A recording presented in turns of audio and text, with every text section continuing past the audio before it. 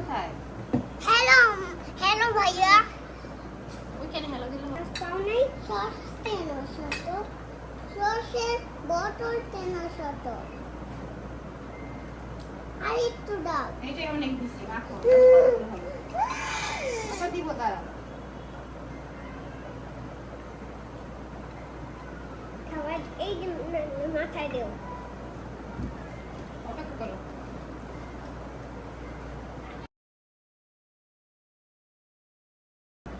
Abrar, noodles কেমন হয়েছে বাবা?